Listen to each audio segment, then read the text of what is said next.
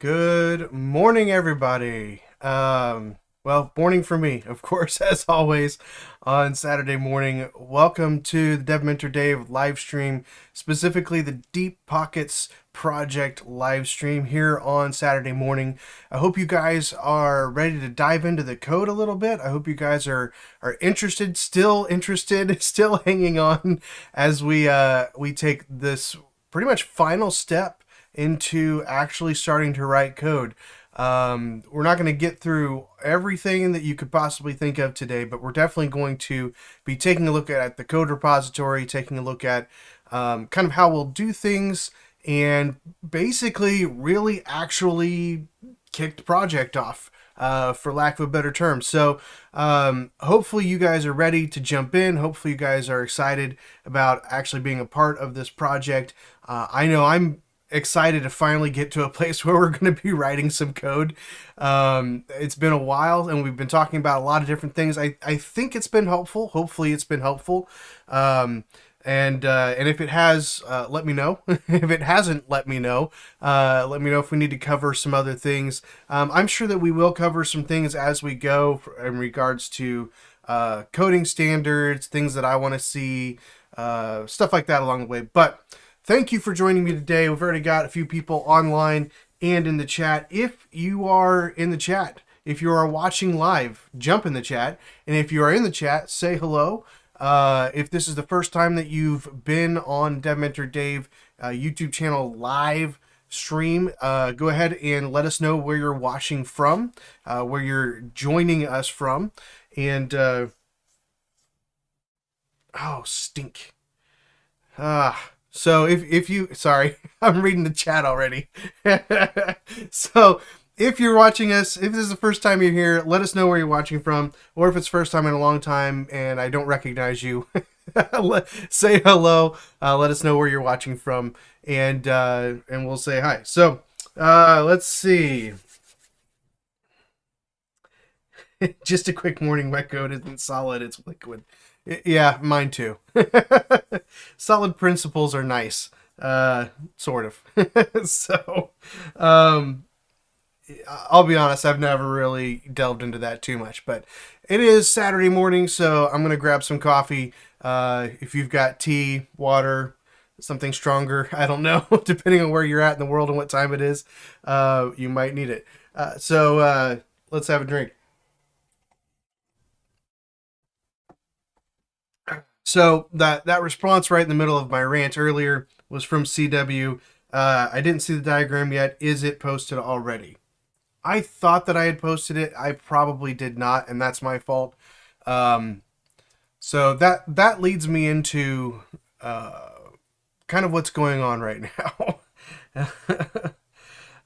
Low in quality, unrivaled in despair. That sounds about right. Liquid. That's nice. I like it. I actually had not heard that before. That's funny. That's awesome. Okay, so it says I've got good quality, so hopefully we've got good stream today. Everybody at my house should be off the internet, and I also saw that Google sent me a message about getting a new modem, so that might help. And once I get that installed too, so we'll see how the connection works out moving forward. So quick update. I'm not dead. I don't know if any of you saw the community post, but I'm still alive. I know you probably haven't seen me a whole lot this week, especially in the Dev Mentor Dave Discord channel. I don't think I've posted anything on the YouTube community, and I haven't had a video up for about a week or so. And I'm not abandoning the channel. Don't worry.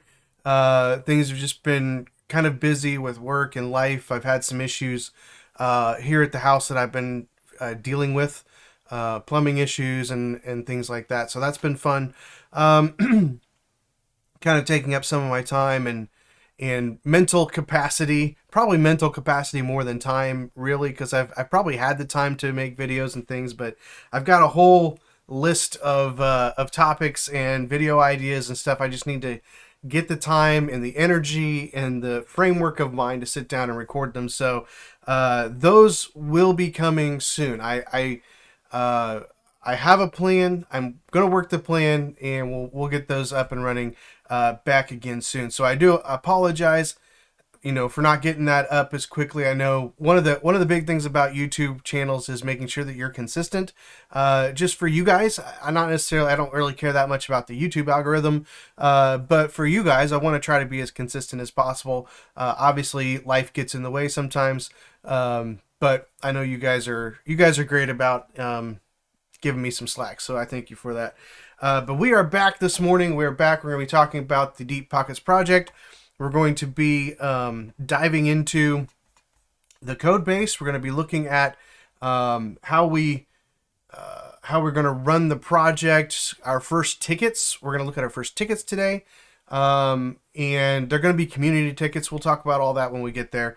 But just to kind of catch you guys up on what I've been doing. I have given access to everyone that has everyone that has asked for access. Say that 3 times fast. Asked for access. If you've asked for access, then you should now have access as of like 10 minutes ago to the Dev Mentor Dave DeepPockets project. And that should get you access to the repository. I believe you should have access to the project board as well.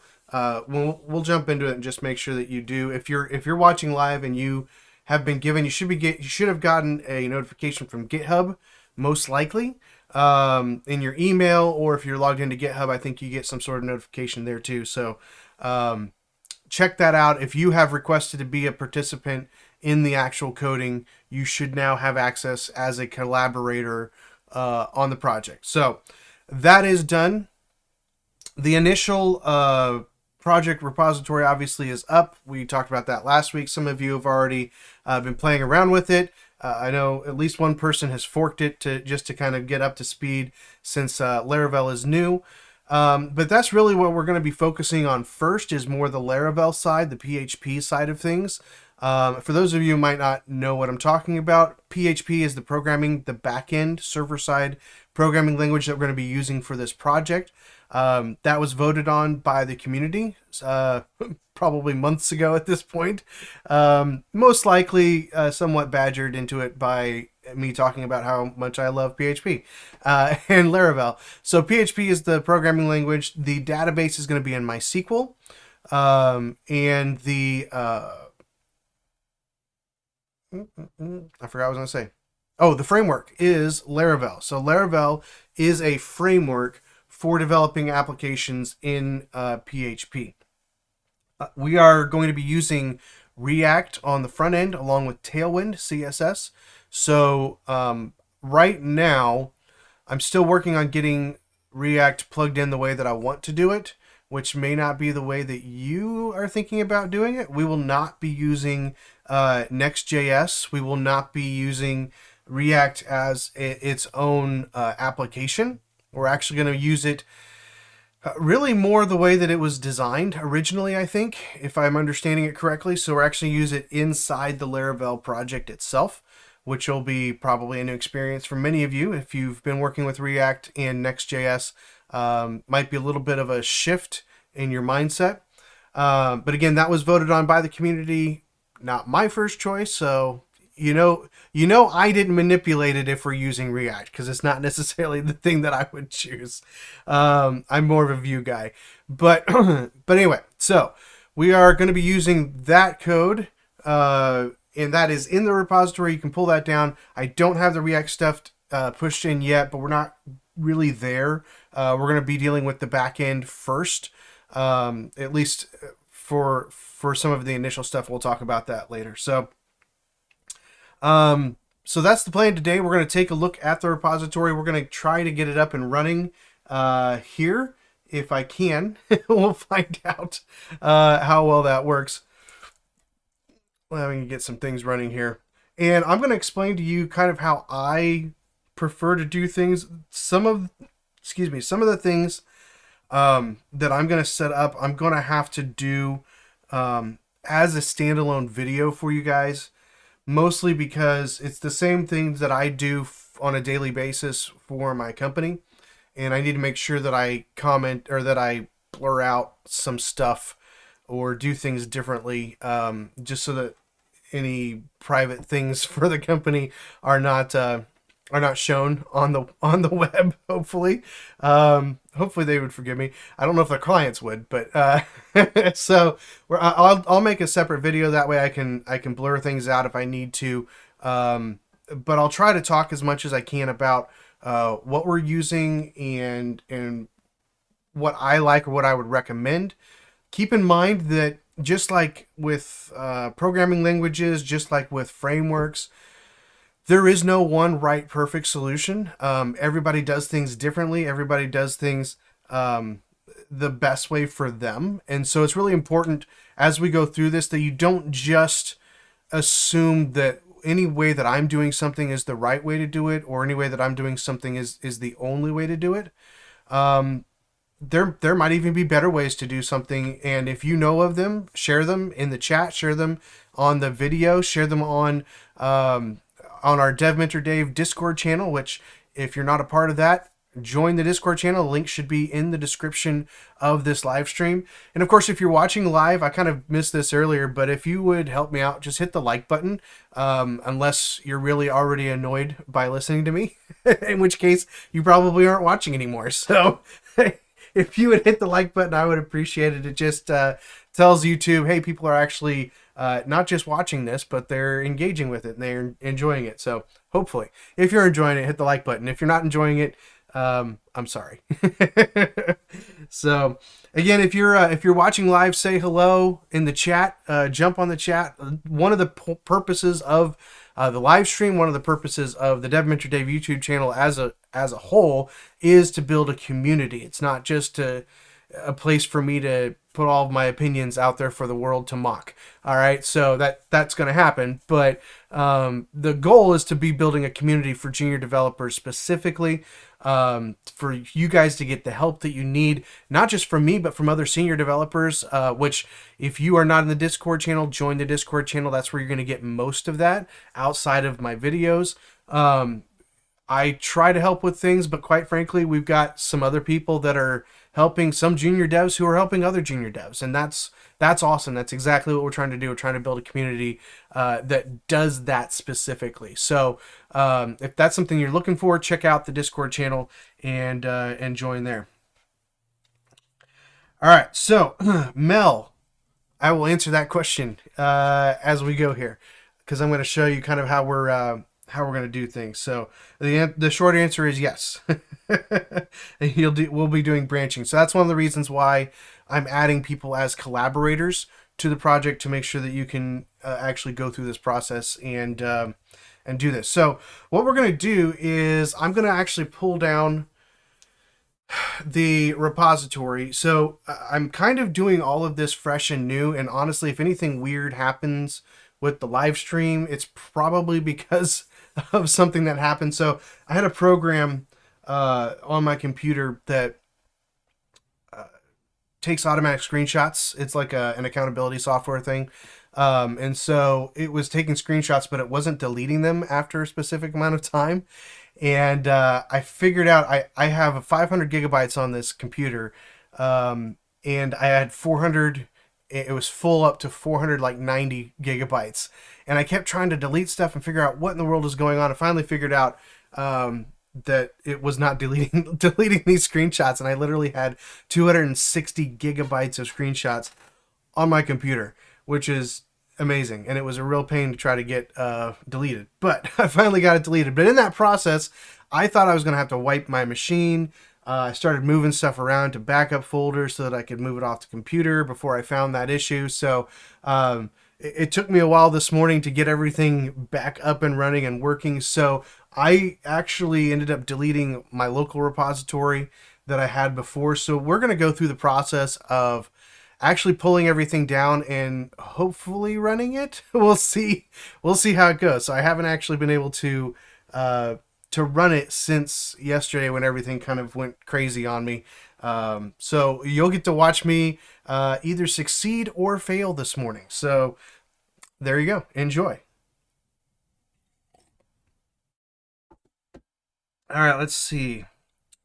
Again, CW, I think I answered this, but I am going to make sure that I link that. In fact, actually, can I link that? Let me do this. Share.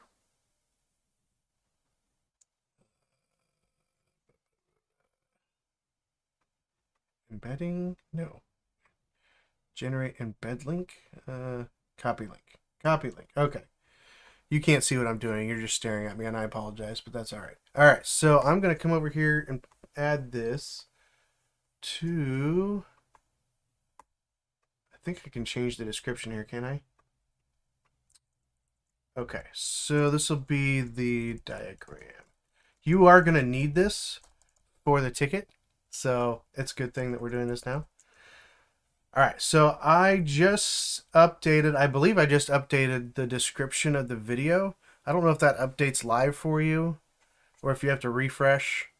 But if you are watching live, somebody let me know. If you're watching live, did the description update automatically?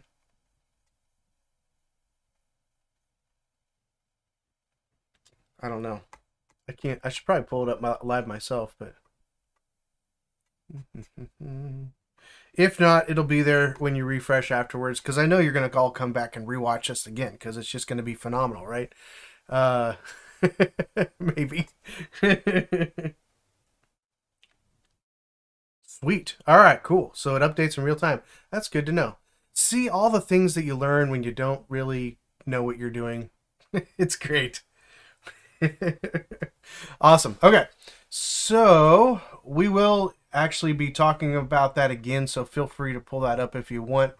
Um, but let me do this. Okay. So we are going to attempt to pull down the repository, see if we can get things to actually work here. Let me switch over to this, not that. There we go. Okay. So, all right. So you all should be able to see my screen.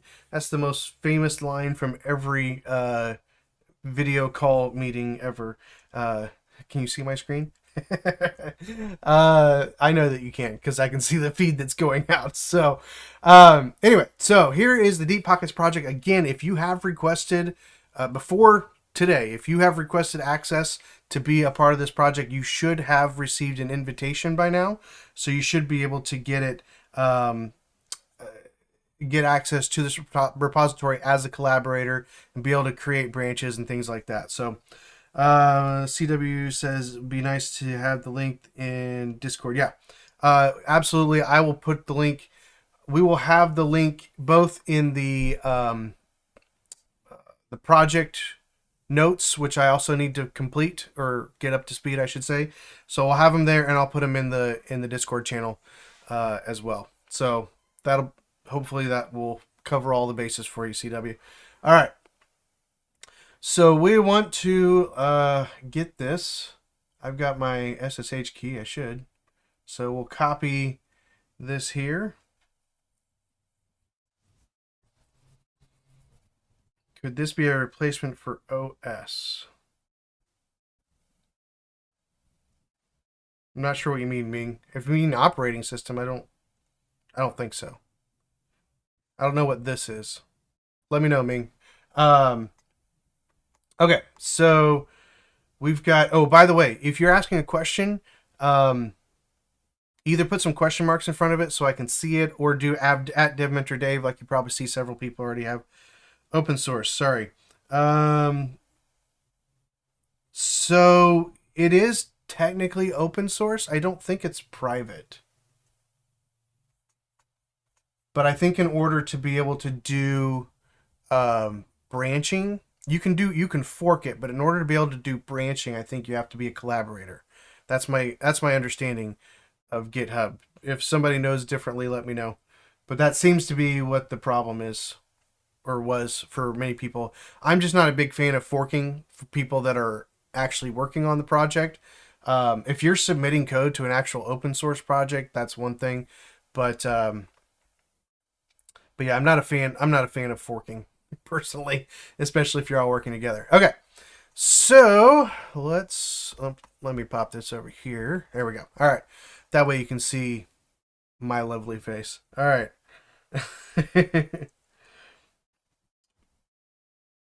Okay, so this is my command line. I am in my development Dev Mentor Dave folder directory that I set up for this. So let's get this and see what happens. Oh, I need to do. You should not have to do this, but I have to do this because I have lots of configs for lots of different projects, and they all use different SSH keys. No. Oh, ha. Git clone.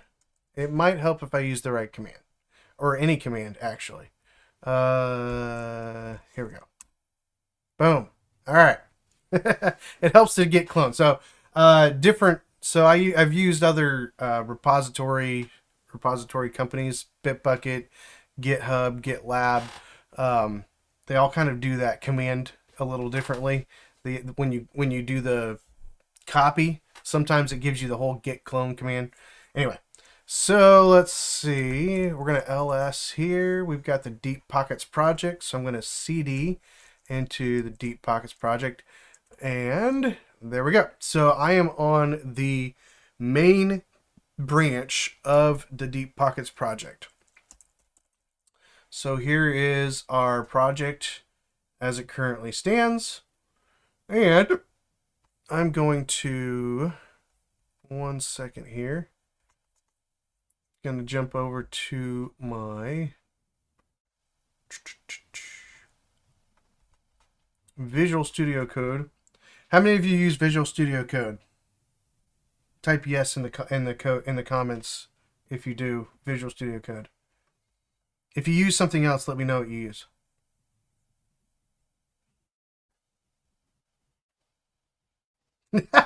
Mel, I do. Frowny face. Is that a bad thing? I don't know. I mean, if I can find the directory that I'm looking for, that would be great. There we go. Okay. NPP. Oh, not is Notepad Plus. I have not used Notepad Plus in many years. I honestly didn't even know if that was still a thing. So yeah, most people I know use VS Code. Sublime Text. Yep. I've used Sublime Text in the past. I've never used brackets. I've used Atom as well. I think that was, did Google make Atom? I can't remember. Notepad. Use Notepad like the actual Notepad? That's the very first thing that I learned on was Notepad. My very first lines of HTML were written on Notepad in 1999. Is anybody on the chat was anybody not born in 1999? That makes me feel really old.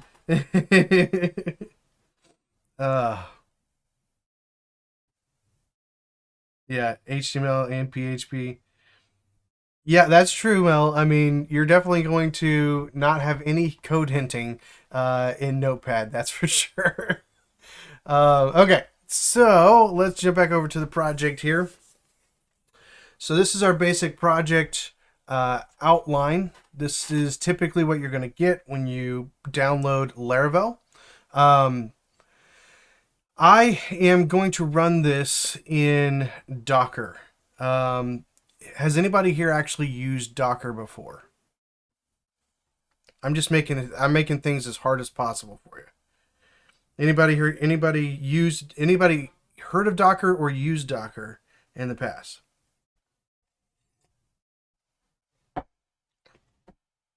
Not used Docker.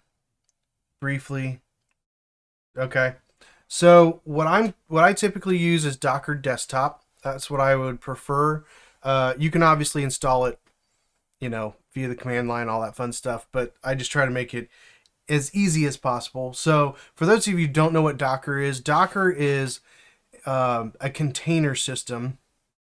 And what you're doing is basically building an entire environment in a container that can be run on its own on your machine. So, like, you can put a whole lamp stack, for example, or a whole mean stack or something like that. Basically, a whole server environment in this container. And that, let me jump back over here so you can actually look at me. So, in that container, you can run a whole application. And then there's ways that you can actually run multiple containers so you can divide up your code and make it run kind of like you would more a real world application. So like you can have a container that's just your database. You can have and another container that's your web application. And it can get actually really, really crazy with lots of different things there. So that's basically what Docker is. We're not going to dive too deeply into that. Mostly I bring that up because what you're going to see is me using it. I will probably in that video walk through the steps of downloading Docker Desktop and getting it set up and things like that. There are many ways to get Laravel up and running. To where you can actually interact with it and see what you're developing and things like that. If you go to the documentation, you'll see multiple ways. There's Homestead, Vagrant, but the one that I typically use the most is Sail.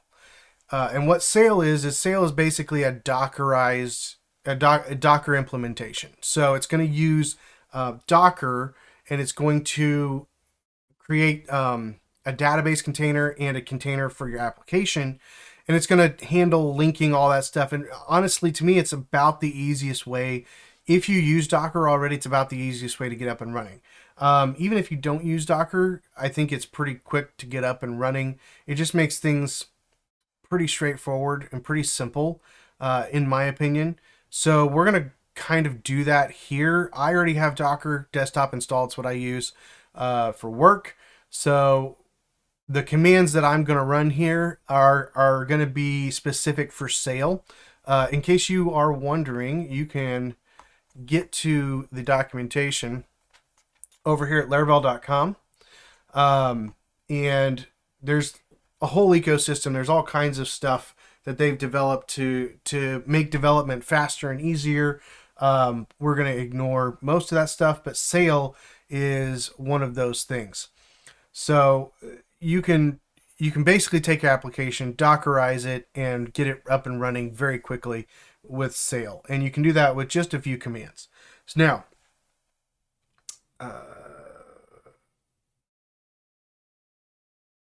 yeah, so you do not have to use this. Good question, CW. This is what I use because for me it's very fast and simple, and it's what I do every day. So there are other options. If you go through the getting started installation process, you can go through here. It'll give you information on how to get up and running. You will have to have some sort of environment locally, whether that's through something like XAMPP, which would be probably, if you've not done PHP before, I would probably recommend you use XAMPP. For if you're on a Mac, there's another thing called MAMP.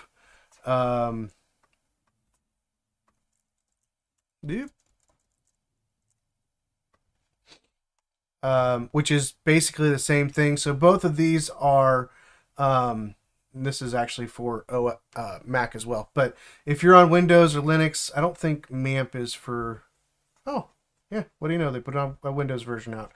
Anyway, so these are both kind of other ways to run a LAMP server on your computer. I prefer Nginx over Apache personally, but it's not a huge deal.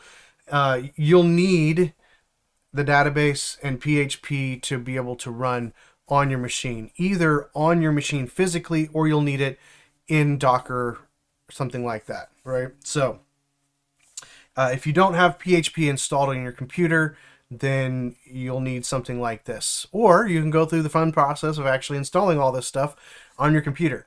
I don't typically recommend that just because I would rather have all that stuff contained.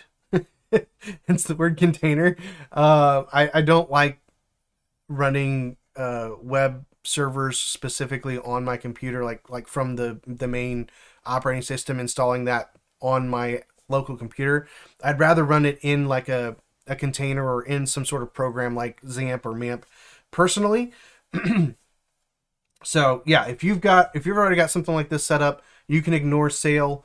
But for those of you that might want to try something different or haven't done anything, check out Sail. I have used these before. I don't currently use them, so I'm not going to go through that process. If somebody else wants to set up a video or something or send instructions, feel free to do that. They pretty much walk you through how to set both of these up if you want to use one of these. So certainly feel free to do that. Okay, let's see. So I'm going to come over here and create a terminal. And I don't remember the commands regardless of how often I actually do this. Packages, Sail. All right, so Sail automatically comes installed with Laravel, just FYI. Another reason why I like it. So I'm going to run this command.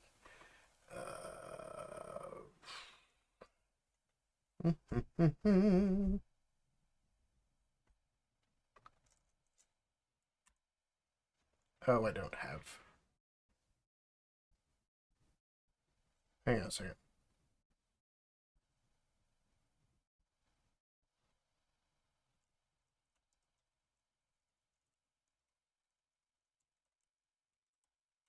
Am I in the right directory?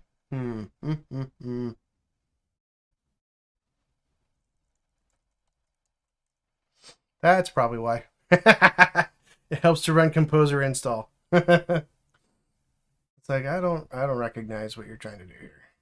All right. Let's try this again. So as you can see, Laravel Sail was installed, along with a bunch of other things, which is fun. All right, now let's try it. Boom, there we go. Okay, so basically what's going to happen is Sail is going to walk me through creating the Docker Compose file that Docker will use to actually set up the different Docker images. I'm just going to use MySQL here. What happened? Oh, I don't have a .env file. Okay. Let's do this. See, I told you guys get to watch me do things incorrectly. Copy, paste, rename.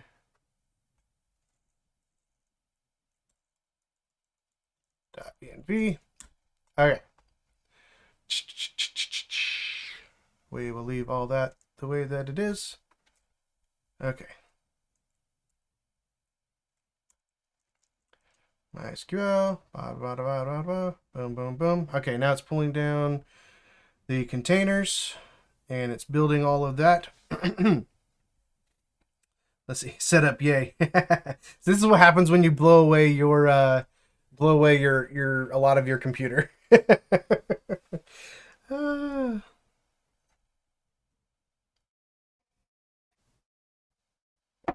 Yeah, Mel, backend is where the fun is. So Ray says, you're saying I went through the composer headache for nothing. Yeah, you didn't have to. Actually, I already have it installed. That's probably why. Keep in mind, if your results vary, you might need to install things that I already have installed. So that's one of the hard things about doing some of this stuff live, is that you have to realize that there are things, because I do this every day. There are things that I already have installed that you may have to kind of work through. Obviously, that's why we have the Dev Mentor Dave community, the Dev Mentor Dave Discord community.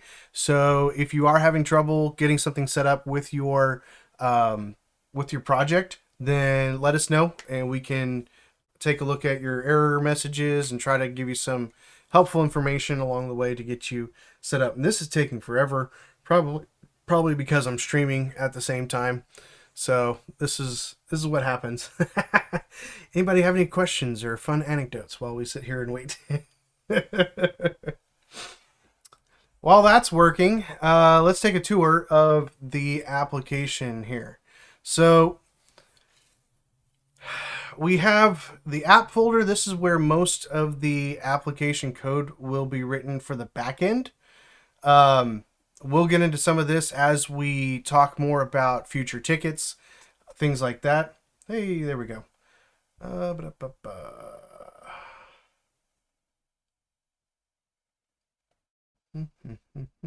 right, cool. So that's up and running. Then we have Bootstrap, which you probably won't mess with at all. That's for making sure that things that need to be run initially actually get connected and run. Configuration files. This is mostly things that you probably won't touch, but you can configure all kinds of different things in Laravel in these files. I think this is an older version. I think this might be version 10 of Laravel. So I might need to update this because newer versions of Laravel did away with some of these things. You can still use them, but a lot of it's very boilerplate, and so they just kind of put it into the normal design of Laravel, but you can still overwrite it. The first section that we're really going to be using is the database, so we'll walk through that a little bit more here today. But that's going to be setting up our database, setting up initial data in the database. We'll talk about that stuff here. And again, obviously, one of the goals of this project is to give you tickets, give you work that you have to go out and you have to learn and you have to figure out on your own. So I'm not going to walk you through every little thing and how to do every little thing. I want you to actually go check out the Laravel documentation. I want you to actually learn through this process just like you would on a real job. If somebody gave you a ticket and you didn't know what to do with it, you'll need to go out there and actually figure out, how do I do this, right? So we're not gonna walk through every little aspect of it. You're gonna have to try to figure some things out on your own as we go.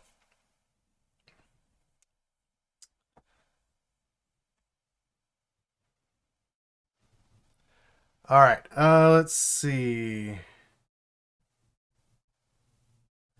I don't see any specific questions for me. So remember, put question marks in if you're trying to get a hold of me, or at DevMentorDave, just so I can see it right away.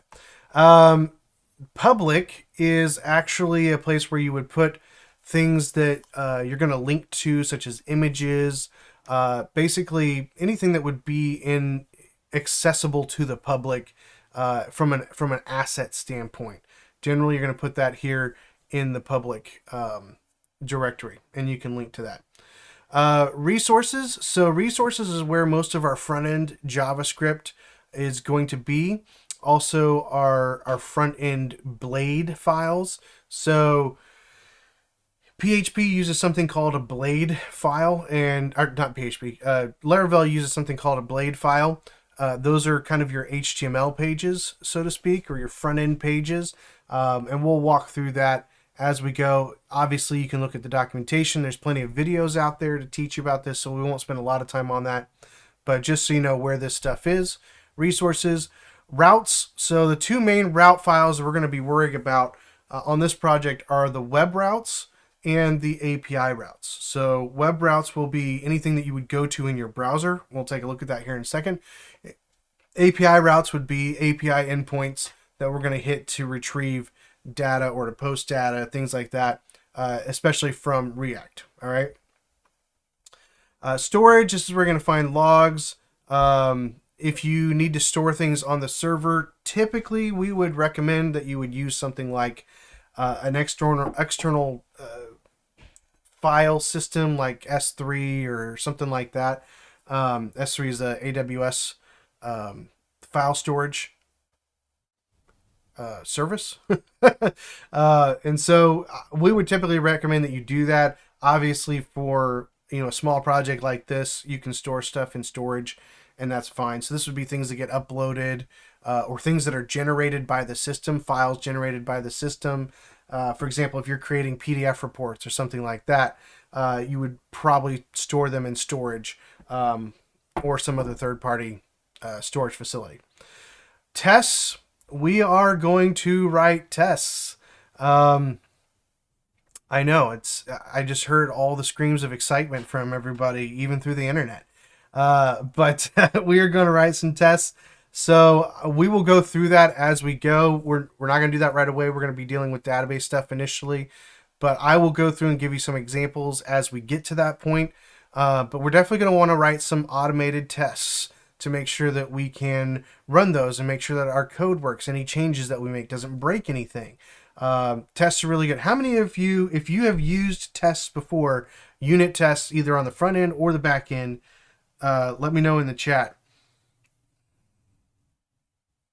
I think people are getting better at using them, but just one unfortunate reality is that, especially when you work with clients, they don't typically like to pay for the time that it takes to do testing, because writing tests adds time to the process, and it's not something that they necessarily see. It's something that gets run on the back end to make sure that things still work. So it's a necessary thing, it's a helpful thing, but because it's not something visual, something that the client can interact with, a lot of times they don't really like to pay money for that, because it's not something that they can see, they can actually see the tangible benefit of. So unfortunately, in a lot of companies, you don't end up actually being able to write tests for a lot of the projects, or you write very few tests. But if you can get in the habit of doing tests, and if you can fit that into your process, you really, really should do that. I really think that's a huge key. It's actually something that I ask now in interviews to see if people have any experience. And most of the time, the answer is, well, I understand the process, but I've never been allowed to actually use it. That's just the reality of the dev world, at least in most of the jobs that I've worked. We have to move so fast, so we just don't have time for tests, which sounds crazy, but it's true, unfortunately, in a lot of cases. So even companies that I've worked for where we had our own product, a lot of times we didn't write tests for it. So we're going to write tests for this though. So get ready, buckle up, learn some basic test concepts, and we're going to do that. All right. So we've got unit tests in Node.js, some tests, but not with PHP. Obviously that makes sense if you've not done PHP. So it looks like some people have experience, so that's good. Hey, that's the whole goal. We're trying to teach you all kinds of things, right? Get you thrown into the fire right away. All right, so we've got all of this stuff up and running. We've got some of the stuff you're probably familiar with, package.json. Composer.json is a package library like package.json, but that's for PHP. The vendor folder is where all of those packages live for PHP. The env file you're probably familiar with if you're using something, pretty much anything these days. You probably have an env file that you're used to using. So let's dive in and actually get this thing running. So I'm going to do sail up. That should give me a server. Bada bing. Whoop, whoop. Let's find out. Hang on one second.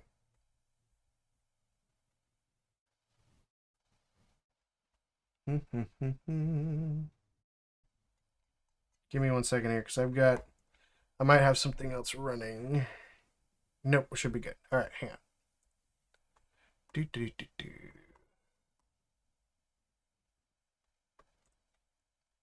Okay. Alrighty. Come back. Here we go. Okay. So, localhost, and this is the standard, at least for version 10, this is the standard Laravel page. Gives us links to the documentation, to Laracast, which, by the way, that is, I think you might be able to access a few things for free on Laracasts, but that is a paid subscription service. But they do a lot more than Laravel. They do all kinds of programming languages and frameworks. Really, really good videos if you want to pay for access to some sort of training thing, that would be one that I would recommend. I just think they do a really good job with it. So and they do many things besides just Laravel. So check out Laracast if you're looking for another round of training on things. That's a good thing. So we are on localhost. We are here. We've got it up and running with Sail. And one of the notes, if you saw, I don't know if you saw here, it says that we need to run artisan migrate. So this is going to be our first tasks, and that is setting up our database. Before we get into that, and before we talk about the task, because we don't have a lot of time here left for the actual project discussion, which is fine. I didn't plan on doing a whole lot more than this anyway. But let's kind of show you how everything is working at the moment with Laravel, just so you can kind of see how it's all set up and how it's working here. So localhost is just going, this is our web route, right? It's just our root web route. And if we come back over here to our routes and we go to the web file, we can see that we have route get, and it's just a / is just our root directory, and the view is welcome. So this is actually not typically how we would run this. So usually we would point this to a controller, and then the controller would return the view.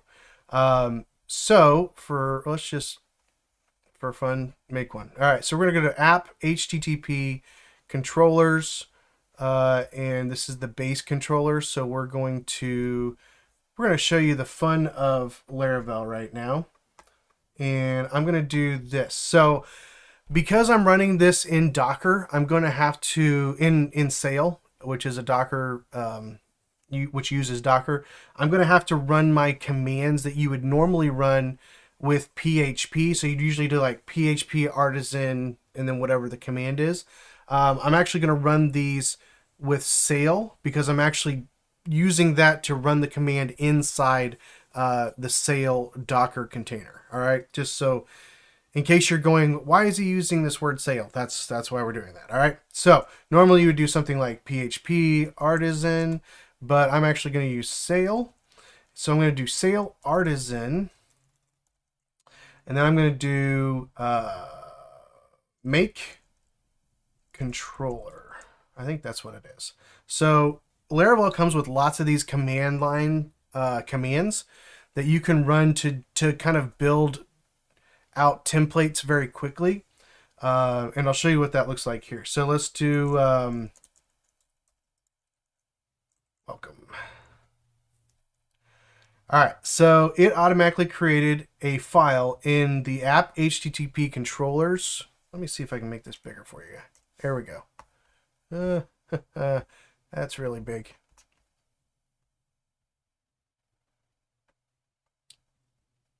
All right, so it actually made a file in app HTTP controllers with welcome.php because this is the command that I ran. Sail artisan make controller welcome. All right, so I made this controller, and that is showing up over here. So let's see, move this down. All right, so now we have our controller.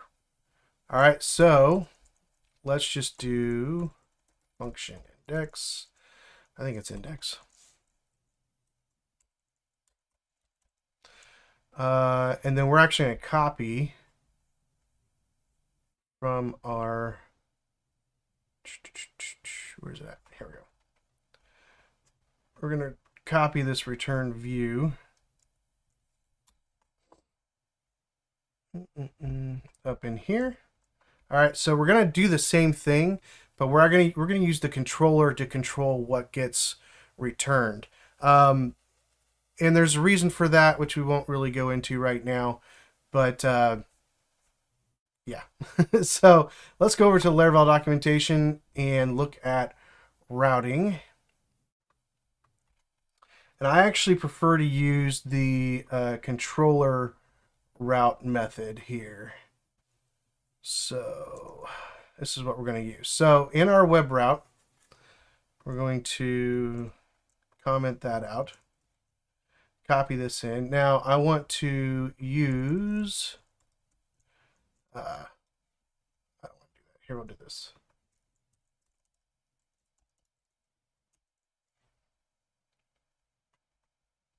Should be welcome controller, I think, right?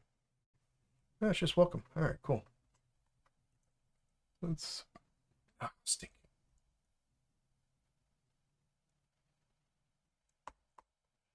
Oh, what's the redo? Nope. All right. What's it complaining about? There we go. Okay. So,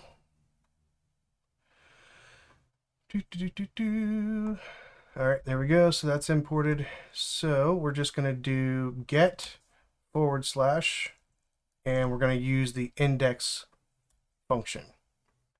All right. So what this is doing is this is going to allow me to create all the routes based off of the controller.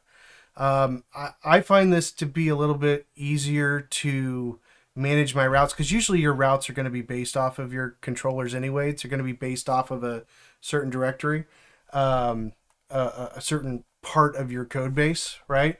So this is the way I would typically do it. So route controller, we're going to pull in the welcome class, which is that controller, and then we're going to route this to the index. All right, let's see if it actually works. Alrighty. And it does. Hey, we're back to it. So what is this actually doing? So we've got our controller now is going to actually control what gets sent. So if we go back up here to this, we could do something like this. All right, so we're just going to print hello world, restart, and now we've got hello world, right? So your controller now actually controls what's being sent to the front end, and that's being called by the route. So we're just telling it right now, use this view welcome. So where are we getting this view? Well, down here in the resources, we mentioned views before. So it's pulling in this welcome.blade.php file. So if we open this up, we're going to see it's got all of our HTML for the view that we are currently showing. I'm going to decrease the size of this here just a smidge. All right. So let's say, for example, we've got documentation. So I'm going to change it to say Dave was here. So this is our blade file. This is kind of the HTML. And oh, I need to save this. Save. Refresh. And now we've got Dave was here, which takes us to the documentation. All right. So that's kind of the general flow of how this works. Now, all of this is static right now. So we're not hitting a database for anything. We just have the web route. It's loading a controller, and based on that controller, based on the route. So like if I do something like Dave, I'm going to get 404, right? Because that route does not exist. Now, I could come in here to the routes web file, and I could do something like this. Dave. And let's say I just want it to load the same method, then I could do that and save. And we can come over here, hit Dave, and now this loads the same view because we're hitting the same controller function. Let's say I wanted to make a new controller function. I could do function Dave, return view. I would just do hello Dave. Isn't that from a movie? Okay. So now Dave should be pulling the Dave method. So we've got the route and the method that it should pull. All right, and that's coming from our controller class. All right, again, this is not intended to be a full course on Laravel, so hopefully you're just kind of picking things up as we go. do your own research. I'm just kind of showing you basically how this works. All right, so let's see. Yeah, I'm afraid I can't do that. Yep. Thank you very much. All right. Somebody caught it. That's good. That makes me feel not as old. So hello, Dave. So Dave has a different route and it has a different view. Actually, it doesn't really have a different view. It's just text instead of a view. But anyway, hopefully that gives you a basic idea of what's happening. Again, all of this right now is very static, but we're going to want to hook up a database. And so our first step is to actually go through and start building out our database based on this database design, this schema that we came up with. All right. So I'm going to walk you through kind of the very, very basics of where things are and how to do a database migration, kind of how they work. And then we'll kind of explain what our first few tickets are going to be. And that'll be it for the project portion of our live stream this morning. So let's jump back over to the code. And hopefully you guys can see this. Let me know if this is too small for you from a code standpoint. Let me bump it up maybe one more. It's really, really big for me. So I'm not used to typing really, really largely. So let's kill some of this stuff here. All right. HP 9000, nice. That's awesome. All right. So API routes, we'll get to that when we start delving more into the front end side of things, the React side of things. The API routes are still going to be very similar to the web routes. There's authorization stuff that we can add to it. Again, we're going to keep this project very basic. The goal, of this project is to have something that just a user is going to use on their local machine. It's not something that we're going to have users for, logins for, things like that. But anyway, so let's talk about the first step that we're going to do in our project, and that is dealing with the database, getting the database ready to actually use. So Laravel uses something called an MVC, so Model View Controller. Design.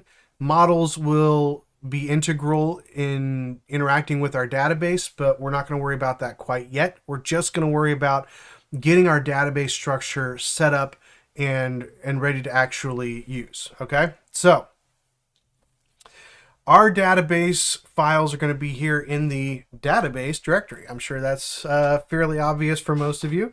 But the first thing that we're going to want to build are things called migrations.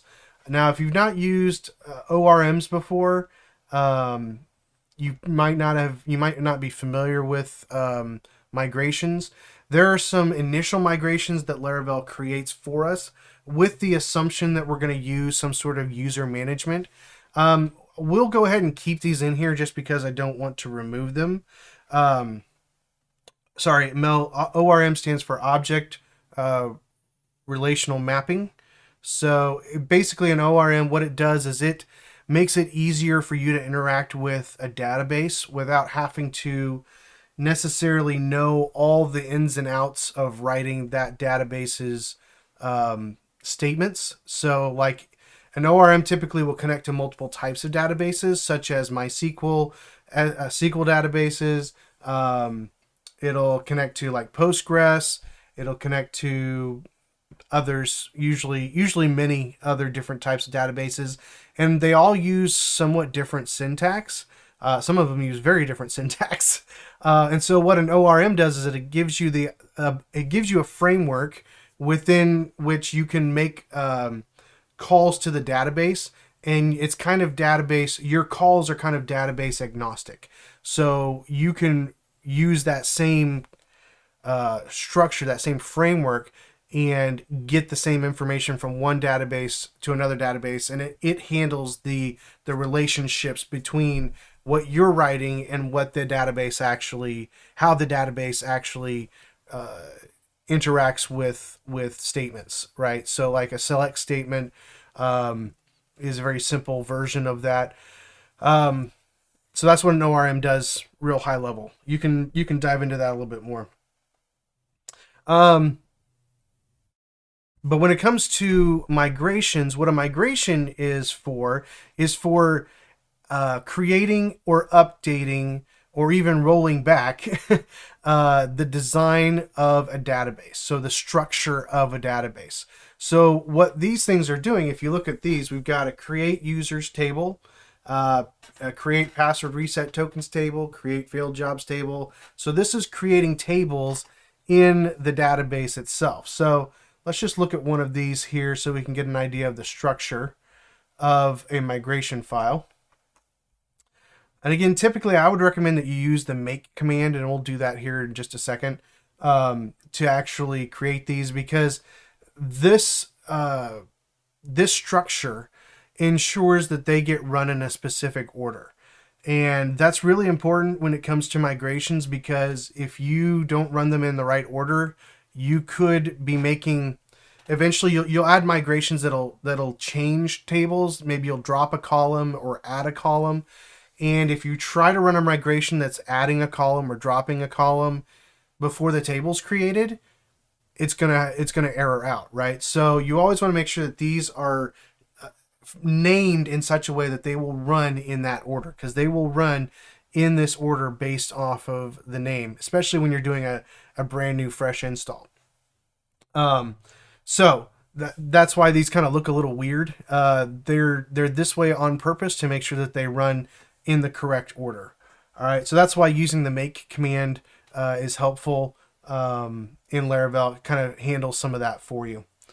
All right, so what we're doing here is, this is kind of some boilerplate class creation, and we've got two main methods. We have an up method and a down method. So an up method is when we're running the migration, that's the main method that's going to get run. That will be typically for doing the change that we want to do. The down method, as you can see here, actually reverses the migrations that were done by this method. All right, so if we are rolling back, then when it runs this migration to roll back, it'll actually run the down method. So for example, here we're creating a users table. All right, we're creating a users table, and here we're dropping it if it exists. All right, so if we're rolling back, we want to get rid of that table because creating the table is what we did here at the beginning. All right, excuse me. So that's what's going on here. Now, typically we would create a table with an ID normally. And this is their boilerplate users table. We're not actually going to use this in our project, but we'll go ahead and let it create it just because it's there and I don't want to delete it. But as you can see, we've got different types of columns. So this is the type of column, and then this is the column name. So ID just assumes that you're going to use the name ID, so that's why there's nothing in these parentheses. And then you can modify some of these columns, and there's lots of different modifiers. If you jump over to Laravel and go to the database migrations, you'll see there's all kinds of modifying columns. So there's lots of different types of columns that you can create, lots of different modifiers. You can tell it where in the table to create it. So for example, if you're adding a new column to a table in a migration, you're not just creating the table from scratch. You might want to place that column in a very specific place in your database structure. So that lets you do that. You can tell it where you want to do it. You can tell it if you want it auto-incremented. You can give it a default value. Lots of different things that you can do with these. A lot. There you go, Ray. So this is one of the fun things. My little helper. Thank you. Handing me the mail. What? Mom got the mail. Perfect. Thank you. All right. She was sneaking in, the 7-year-old. Actually, 8-year-old. No, 7-year-old. She's not 8 yet. I'm getting ahead of myself. Okay, sorry.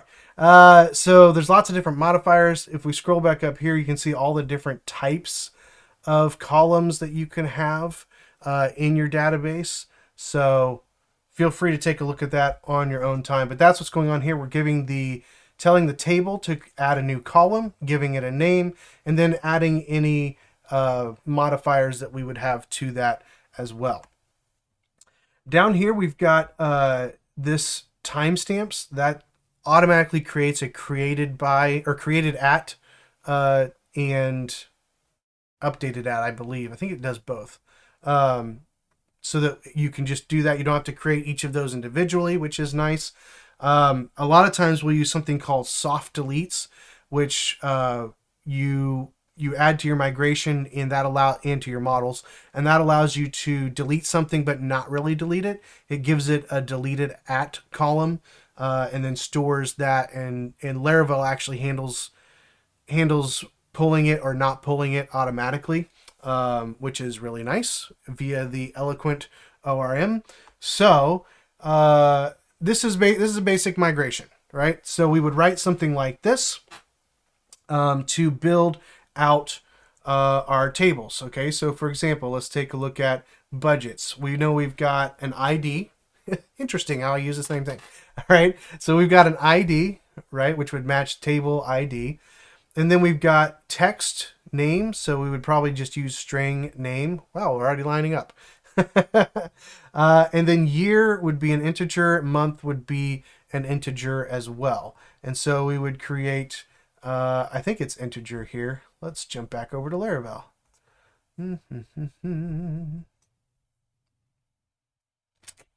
ID, integer, yeah.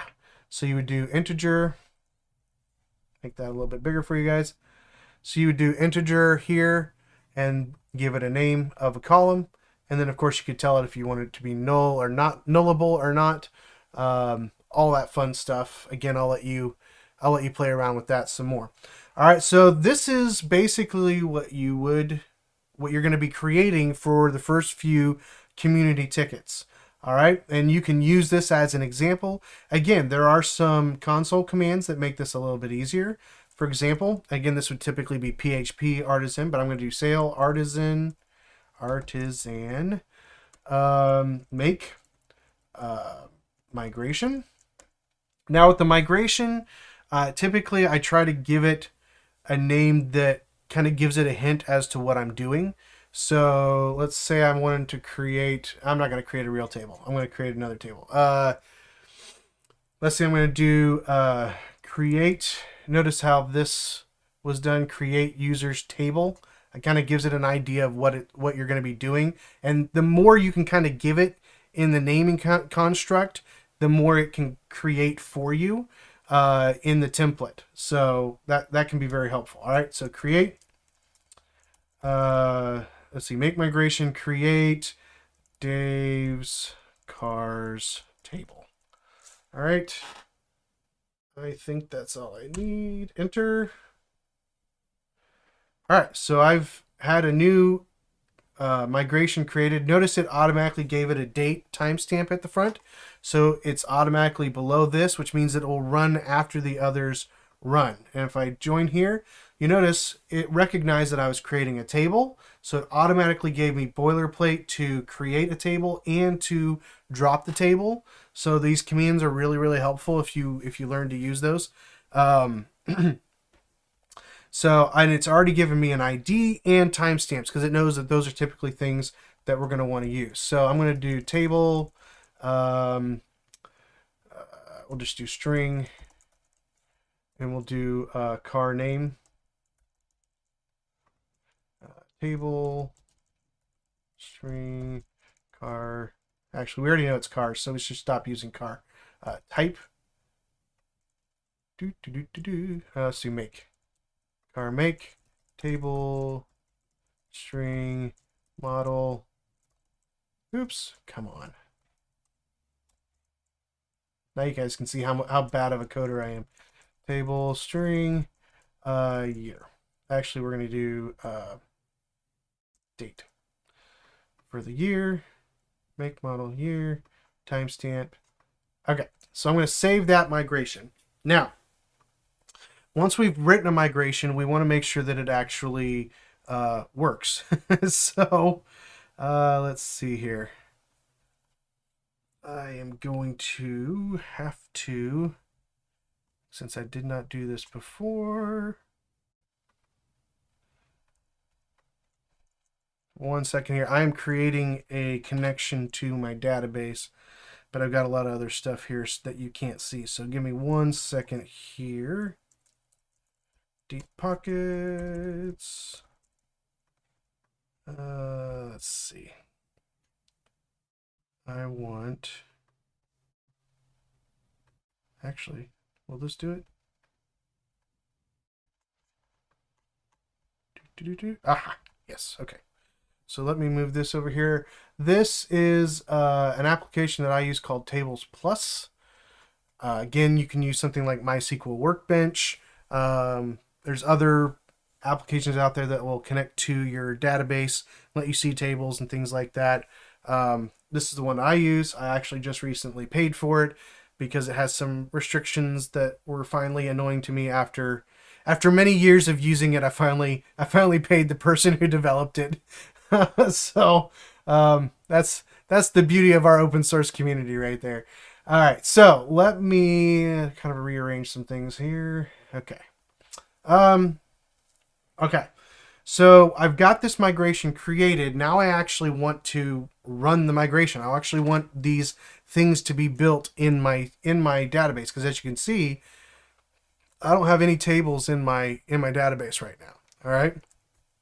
So I'm going to come over here. Again, I'm working inside Sail.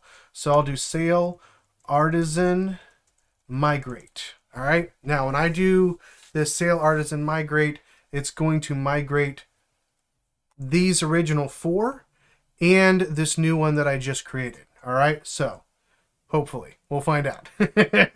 So I'm going to hit enter here. Boom. All right. So it says that we've created all these. Done, done, done, done, done. Let's find out if that is true. So I'm going to refresh my database here, and I've got 5, 1, 2, 3, 4, 5, 6. I've got 6 tables. So I've got the migrations table. This keeps track of what migrations have already been run. All right. So that's very helpful. If you're creating new migrations, you don't want to rerun the old migrations because you'll get errors, because those tables already exist or those updates have already been made. So this way it just starts with the most recent ones that haven't actually been run yet. So it keeps track of that information for us. Let's see. Sorry, I've been talking a lot, so I want to make sure that I'm not missing anything in the chat. Doesn't look like anybody's asking me questions. Okay, so we ran this migration, so I can look at the users. I see all of the columns here. We can look at Dave's car.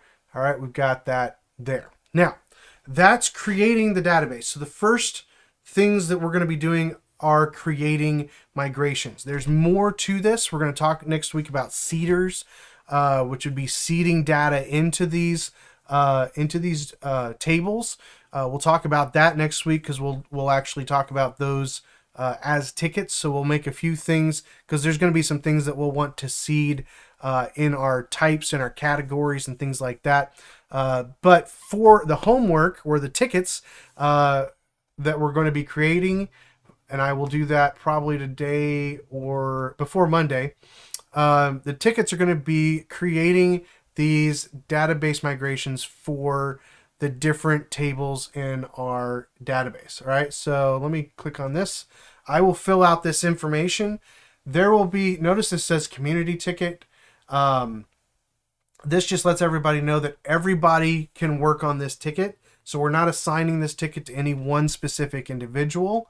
Everybody's going to try to do the same thing.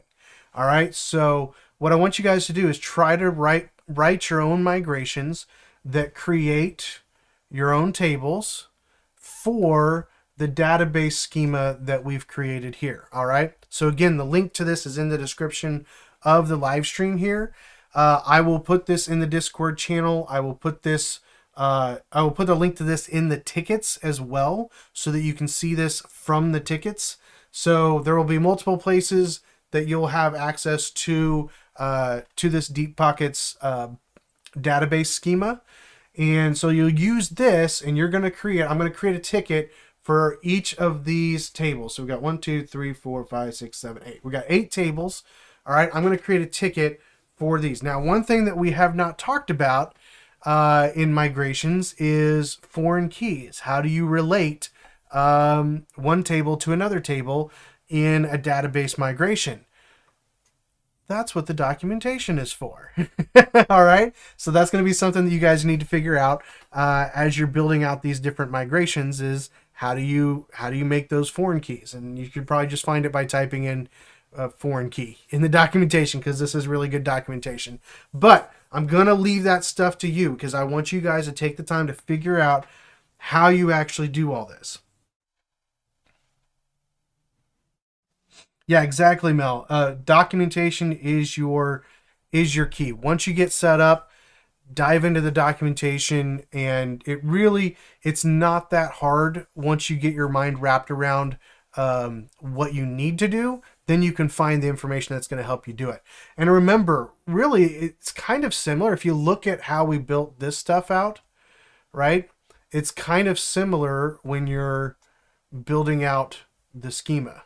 Right, so that should at least give you some help when you're trying to find the right column types, things like that.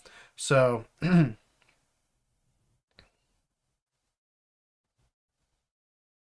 Ming, yes.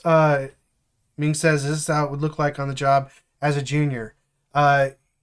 Yes, very much so. So you're going to be given a task, and you might get some more like a longer sit down with a senior dev to make sure that you understand something. But generally, the goal of getting junior devs up to speed is giving them something that they have to go figure out, and then giving you the time to do it. Right. So you guys will have a whole week. I'm going to finish writing up the tickets, but you know generally what they are. I want one migration for each table. All right. So we're going to do a migration for the budgets table. For the budget line items, bills, monthly bills, etc. Right? So one migration file for each table. In fact, what I'll do is I'll just update this ticket to be one ticket for all of the migrations, and I'll just put all the information in here. Mel says, "What if we need more than a week?" Well, then you're out. No, I'm just kidding. Yes, very true, Ian. Most junior devs would not be creating database schemas unless they've been given the actual schema itself. I actually have had junior devs building database schemas before, but we defined them very clearly for them so that they would be able to do them hopefully without very many errors, and they actually did a pretty good job doing it. So, but yeah, a lot of times in most companies, junior devs are not given that opportunity because honestly, a lot of times it's not just building the migration, it's figuring out what needs to be in the migration. But since we've already defined that, then hopefully it should be a little bit easier for you guys. Again, I'll update this one ticket. We'll just have one ticket here that will have all the information to do all of the migrations. So it's going to be like 8 migration files or something like that. But obviously, if you need a refresher, go back and watch this.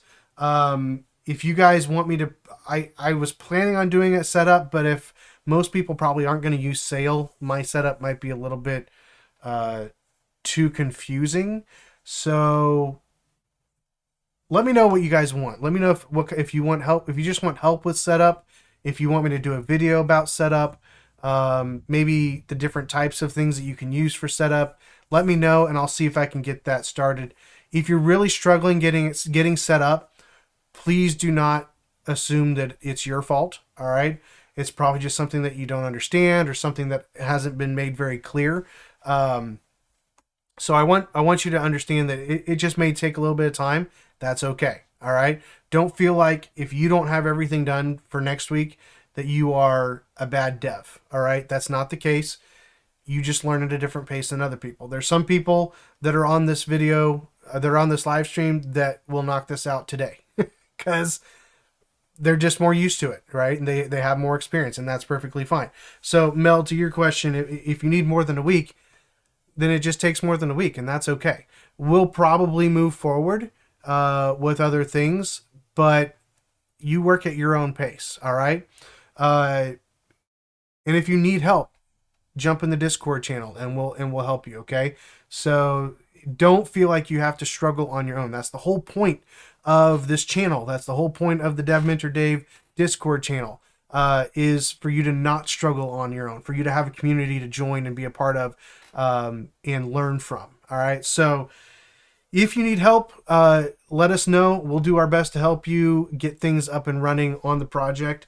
Again, I will flesh out this ticket for all the migrations, and that'll basically be what we're doing. Again, spend time in the documentation, read it, go watch videos.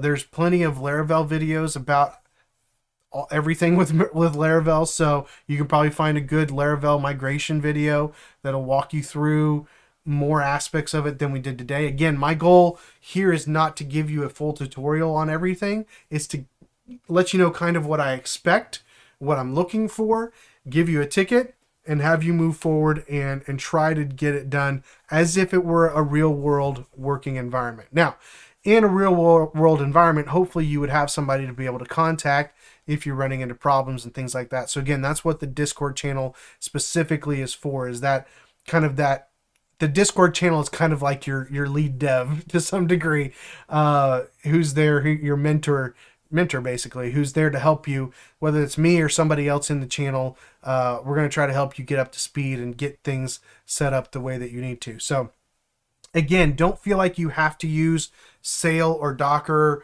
or anything like that. If you want to use XAMPP, if you've already used XAMPP before, or MAMP or something else, maybe you just have everything already installed on your machine with MySQL and PHP and all that stuff, that's perfectly fine. There is no right way. If you want to use Homestead, again, there's other ways you can get up and running. For example, let's see.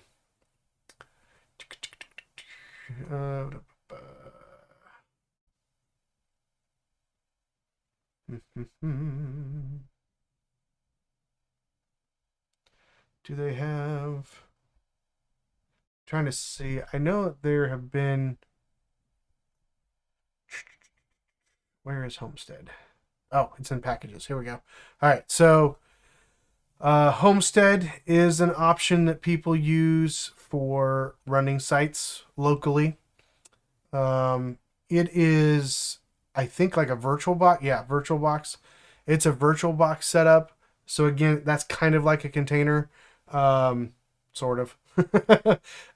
So VirtualBox, that's another option you can go. Again, you can use the XAMPP, you can use the MAMP. You can install things locally on your computer if you want. For me, Sail is the easiest, but not for everybody. So certainly feel free to try any of the other options out there to get a lamp stack or a Linux stack if you like Nginx, which I prefer, a Linux stack versus a lamp stack. But if you have questions, if you need help getting stuff set up, please let us know in the Dev Mentor Dave Discord community. But anyway, so that's everything I wanted to go over for the project specifically today. Again, I know we ran through a lot of this stuff, and it probably feels like a fire hydrant at the moment. You can always come back and rewatch parts of this. Obviously, I'm going to try to get timestamps on this to make it a little bit easier for you to find stuff. But you can always come back and watch this. There's plenty of other videos.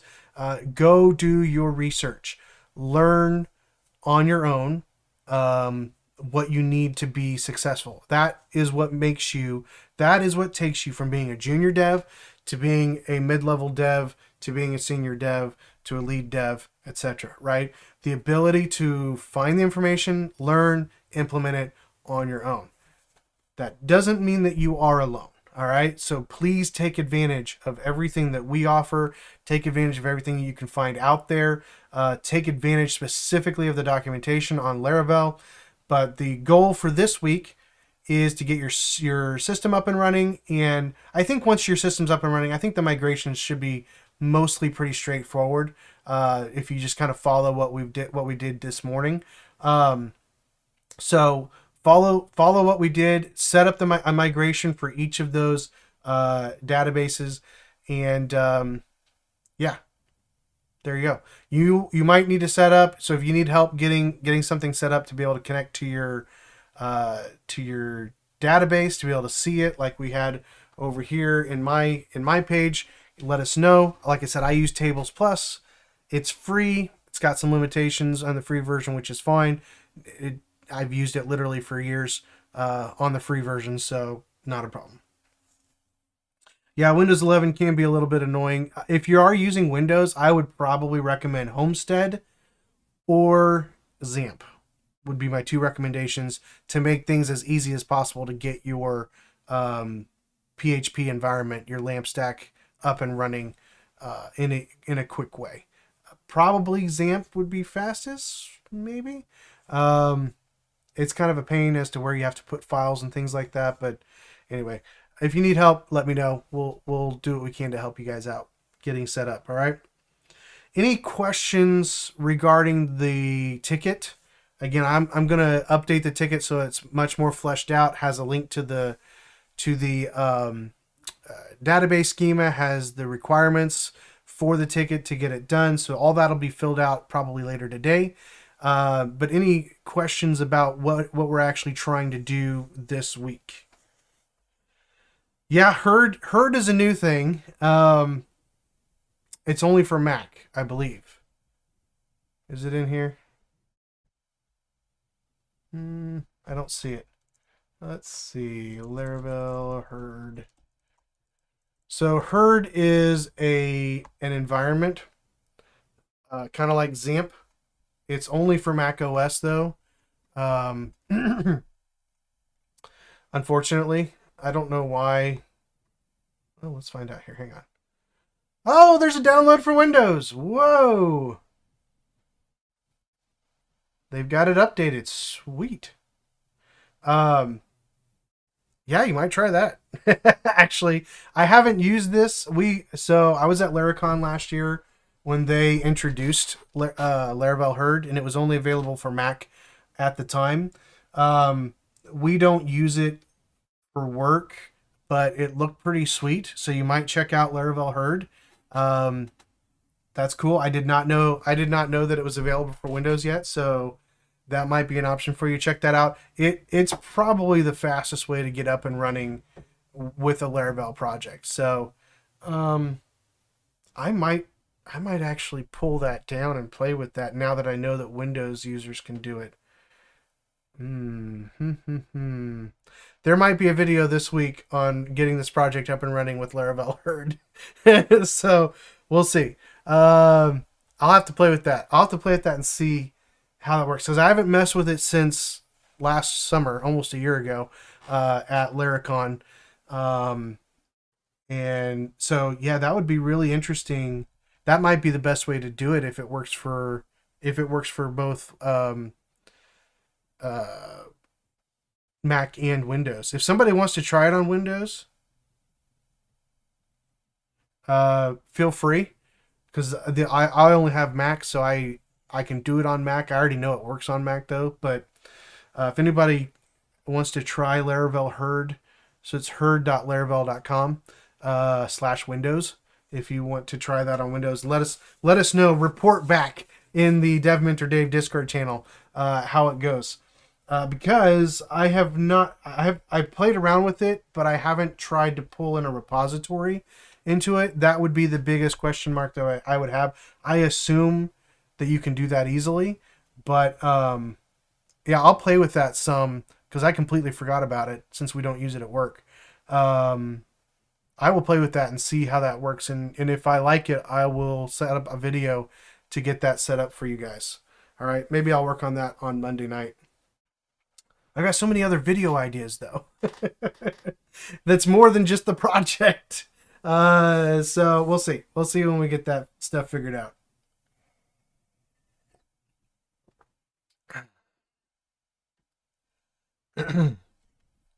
Ray says, I'll admit to a certain amount of PTSD to the Godot documentation. I think it was intended to be as confusing as possible. Yeah, you will find Laravel to be a sweet comfort from that then, if you found that incredibly confusing. Laravel documentation is amazing. It's one of the best documentations out there, in my opinion. So at least it puts things where I can find them.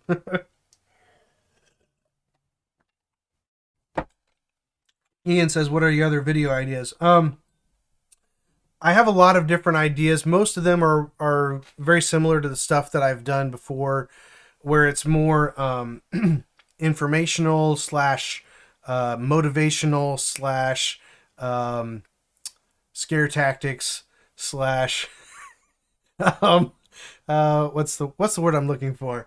Mentoring, opinions, things like that. Basically, just things I think junior devs should be aware of or reminded of. Helpful tips, things that I think are helpful to you guys to kind of help you get past. Obviously, coding is a major part of being a developer, but there's a lot more that goes into it, and there's a lot of things that you're either not taught or you're not aware of, or you just don't think about along the way. That I think it's helpful for somebody to come alongside and just kind of nudge you about those different things. And so most of these topics are more related to dev life, to junior dev development than they are specifically code. There's lots and lots of tutorial channels out there that show you how to do things. As you can see, I'm not great at that, in my opinion. I'm not really great at like walking through code and showing you how to code and things like that. I can do it fine, kind of one on one, but I would need a lot of time to plan something out from a tutorial standpoint. So it's probably just not my gift, honestly. So I don't really do much from a tutorial standpoint, teaching people to code. It's much more mentoring, advice, information, things like that. So that's the types of videos. I don't know if I should even give you a sneak peek of what I'm thinking, but let's see. See if I can find my notes here.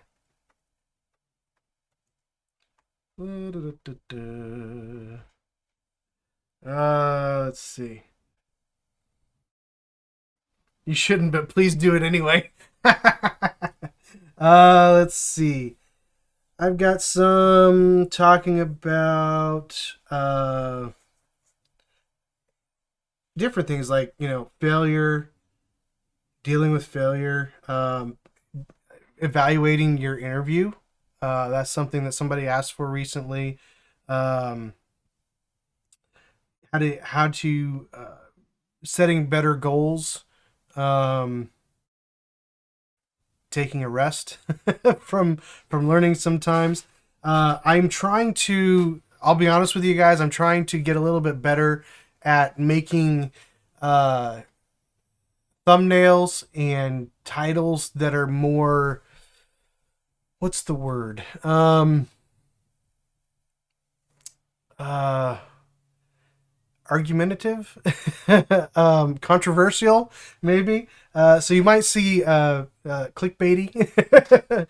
So you might see some more things that look a little bit more like clickbait titles, and that's honestly it's just to try to get some more attention.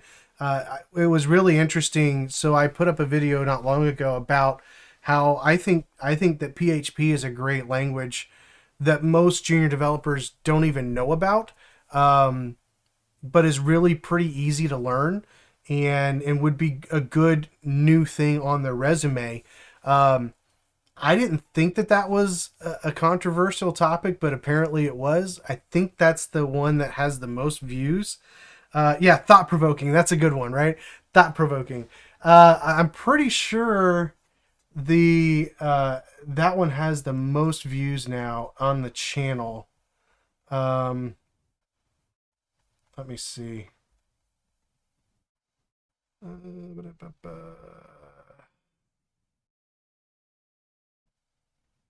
Oh no, it doesn't. Here's a more controversial one. All right, so here's the channel. So, tutorials kill success. This was my first big hit, but that's because if any of you know the YouTuber Primogen, this is one of my earlier videos, and he actually reviewed it.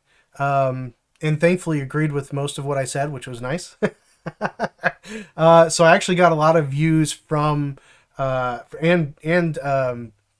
subscribers from Primogen through that. So thank you, Primogen.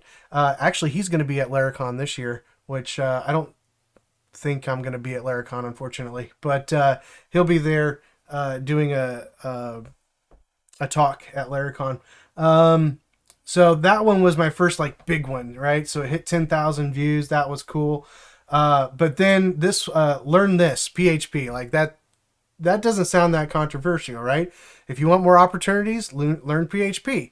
I didn't think that was controversial. Apparently, it was quite controversial. A lot of people think PHP is dead or useless or buggy or things that all of those things that it is not anymore. Anyway, and so that ended up with 16,000 views. But this one's the one that was really. This one was the one that was most controversial. I forgot about it, actually. You don't need any of this front end stuff if you want to be a developer. And the reality is that really wasn't. I mean, is that clickbaity? Maybe, but it's true. Like, I I don't understand why this was controversial. It's a true statement. I'm not just making things up as I go along. The reality is you can be just a back end developer and you don't need to know all the front end stuff that everybody's messing with. So I haven't really tried to be too clickbaity.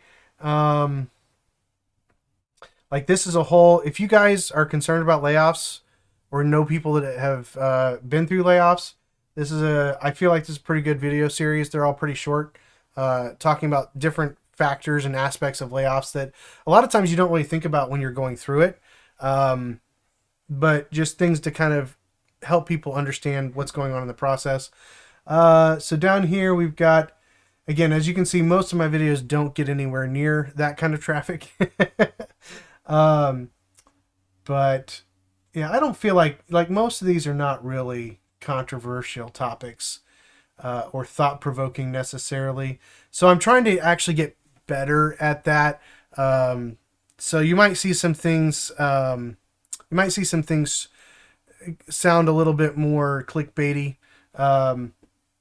Just know I am doing that on purpose to try to reach more people, because I think there's a lot of junior devs out there that would really benefit not only from my vast knowledge, but would benefit from just being a part of our community, being a part of our project, being a part of everything that we're trying to develop here. So you're probably going to see me introducing a few more clickbait type topics and things like that. But my goal is for the content of the video to still be very informative and helpful, and not just controversial, right? So if you start seeing stuff that looks a little bit more clickbaity, just know it's not.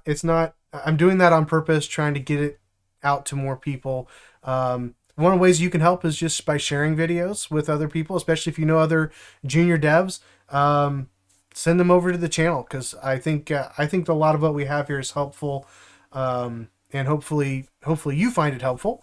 And if you do, tell other people about it. So anyway, that's so they're gonna be some more clickbaity titles. I apologize in advance for that, but I'm not gonna stop. Yeah, Ian says if you're not a visual creative type, backend might be a good fit for you. And there's plenty of jobs in the backend. Yeah, and in fact, a lot of times backend developers get paid better than front end developers, depending on what language you're in, where you are in the world. Obviously, it makes a big difference too. But backend is a really, really good opportunity that a lot of people don't realize that it's there, because most boot camps, if they teach you the back end, it's usually Node, and it's usually very limited in what you're actually using it for. So that's part of the problem. Most people don't even realize that you can have a whole career in the back end, and you can.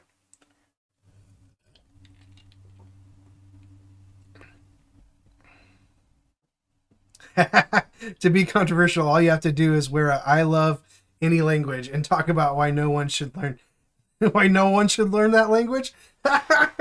That seems more oxymoronish than it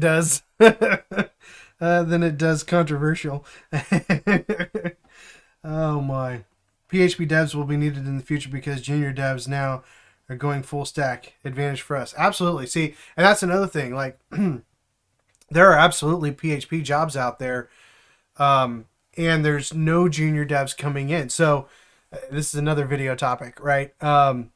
If you follow me on LinkedIn, I haven't been posting a lot lately on there. I'm going to try to pick that up a little bit more here in the future. But I had a post that kind of blew up recently on LinkedIn, and basically it was around the fact that employers are not giving feedback to junior developers, and there's lots of reasons why they won't. Most of them are stupid, just to be frank, and basically I was just saying, look, you are literally killing your future if you are not giving feedback, if you're not helping junior developers grow and see the things that they need to grow in order to be somebody that you could hire. If you're not helping the next generation of developers, you're hurting your own company. Because eventually the developers that you have, the senior developers you have, are going to retire or they're going to leave, and there will not be developers with the skill sets that you want, to the level that you want, if you have not done something to help with that process. So, and the easiest way to do that is when you interview someone, give them feedback of what they could learn. It doesn't have to be crazy, but anyway, that's another video. Short version of the video that'll be coming out at some point. That's based off of that kind of controversial, I guess, post. Apparently a lot of people thought it was controversial. A lot of junior devs loved it. But yeah, it was, I'm starting to test out the waters of this controversial thing. So, gotta be a polarizing individual, right? Isn't that the point of being on YouTube? To be polarizing? I don't know. But anyway, I'm having a hard time keeping up. You guys are having your own conversations, I think. So, have I met Taylor? I assume that's for me. I have not. I have seen him. I've been within 50 yards of him, but I have not yet actually met Taylor. Taylor Otwell is who was asking that?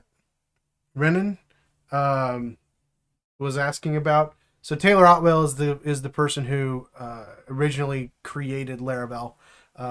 He was at Laracon last year, but I didn't get a chance to actually shake his hand or anything. So,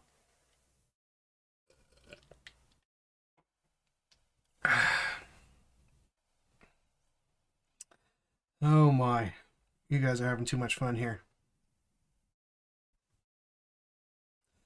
Good open. Blah, blah, blah, blah. Ming says, I'm looking for good open source projects. What ones would you recommend for juniors? I'll be honest with you.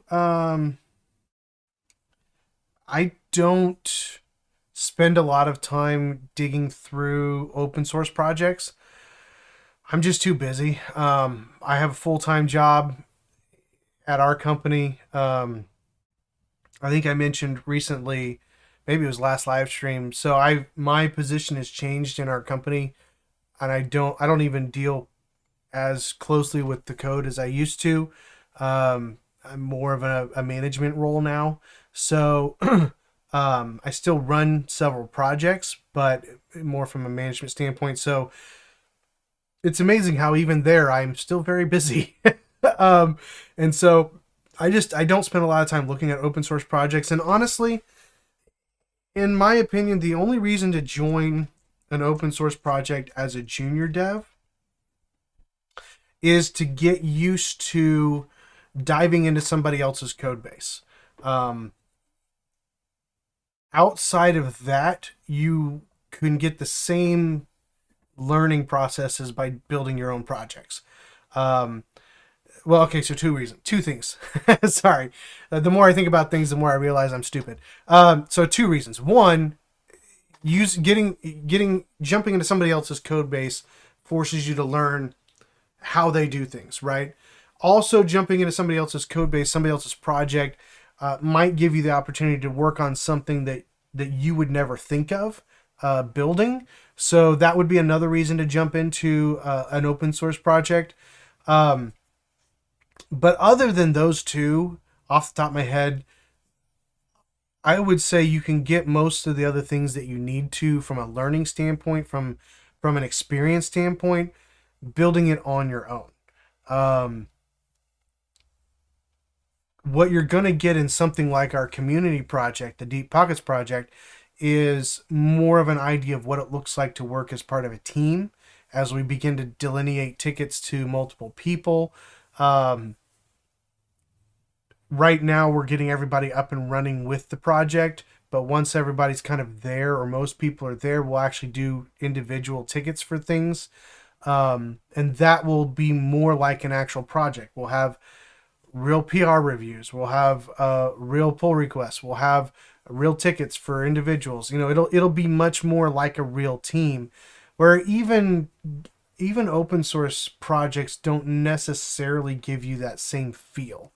Um, it's more just, hey, if you want to participate in this, you know, make it better type of thing. At least from what I've seen, they don't typically run them like a real life project. Now, there might be some that do. That's great. I just don't know about them. That's fine. But I would say most of the time, I wouldn't necessarily encourage people to jump on open source projects as junior devs, because more than likely you're not going to submit code that gets accepted as a junior dev. I could be wrong, but I would assume probably not. The other thing is it's just not structured in a way that I think is going to be most beneficial for you. So working on your own projects, working on your own ideas, typically more motivating because you're building something that you want to do. Working on this community project hopefully will help you know what it's like to work in a real team environment. So I'm not a huge fan of open source projects for junior devs. Plus, most of the time, I mean, honestly, if I were using an open source package or something like that, I would want it to be done by senior developers because it's something that my project is going to rely on. And that's nothing against junior developers. You're just junior developers. It's just, you don't have the experience. And so even if your code gets into the project, it still may not be great code, right? It could be somebody just not paying as much attention on the pull request, right? So again, I'm not against it. That would just not be my preference. Hopefully that's helpful and not discouraging. Ming.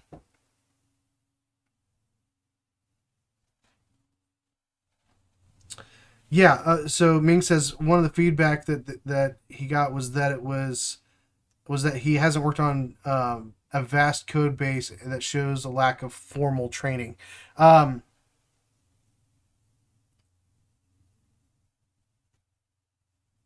I'm gonna be a little mean here, but that's stupid. um, this points back to the problem that I was talking about before. We have a lot of companies who are trying to hire mid-level developers at junior level salaries. And so they post jobs and they interview with the expectations of hiring a mid-level developer in a role that should be for a junior developer, or that they claim is for a junior developer. Um, a junior developer should not have um, vast experience with large projects. Probably shouldn't have any experience with large projects if they're a junior developer. Um, if you are in an interview and you get that kind of feedback, that's probably not the kind of company that you want to work for, um, especially as a junior developer, because it sounds like it's a company that's not going to provide you what you need. Uh, Preview of coming video. So there are some companies that should not be hiring for junior devs, and what they're trying to do is take advantage of people who may not have uh, the knowledge or training, but have enough experience that's going to help them. But they're not really looking to help you move forward. They're not looking to help you grow as a junior developer. They're looking for a cheap option to get what they want. And they'll probably use you up and spit you out. So honestly, Ming, I would count yourself lucky. If they reject you for that reason, I would think hard about ever applying there again. Um, that's just my opinion. I There are a lot of companies that should not be hiring junior devs. They should not be putting job postings up for junior developers because they're not giving them the one benefit that they really actually need, and that is mentoring. They're expecting them to come in with all kinds of knowledge and training and experience that junior devs, in my opinion, should not have. The whole purpose of hiring a junior dev is to hire somebody who is fresh, who doesn't know everything, so that you can teach them the way that you want them to do things, so that you can help them grow in their career, so that you can have somebody who's probably going to be loyal. One of the things that companies deal with right now a lot is disloyalty, and honestly, they're not loyal either, so it's not a big deal. But one of the reasons why they won't invest, maybe I should just cut this out and put this as the video, but one of the reasons why they won't invest in junior devs like they should is because junior devs tend to hop from one company to another. As soon as they get, because they're not mentored well and they're not given a career path, they tend to reach a point where they're not getting anything, or they're not being promoted, they're not being compensated better after they've grown and learned, and so they tend to jump ship. And companies, instead of evaluating their process and saying, hey, what can we do to make junior devs more loyal to us, or what can we do to make people want to stay here, they just get frustrated, and so they start upping what they expect of junior developers, and so now you have all these job postings that expect mid-level developers to come in as junior developers, and they don't offer anything to really help you grow in the form of mentorship or career progression or things like that. And that's a problem. And that's a problem with the industry. And that's something that you need to be aware of as you're going out there and applying for jobs, as you're looking at job postings. I understand the desire and even the need for many to just get a job. If at all possible, please don't do that. If at all possible, find a company that really wants to hire a junior developer and help you grow and give you a career progression. I understand those are few, and so you may not be able to do that, and I get that. But if you can find that unicorn company, that's what you're looking for. And if you are employed and you work for a company right now, talk to the people that you work for and tell them that they are part of the problem, because companies are part of the problems too. Now, some companies just don't hire junior devs, and that's perfectly fine. But if they're putting job postings up for junior developers and they're really looking for mid-level developers and they're really not going to provide the real benefits that junior developers need, then they need to stop doing that. Okay, rant over. 1 a.m. Good grief. All right, see you, Renan. 1 a.m. in the Philippines. Let's see.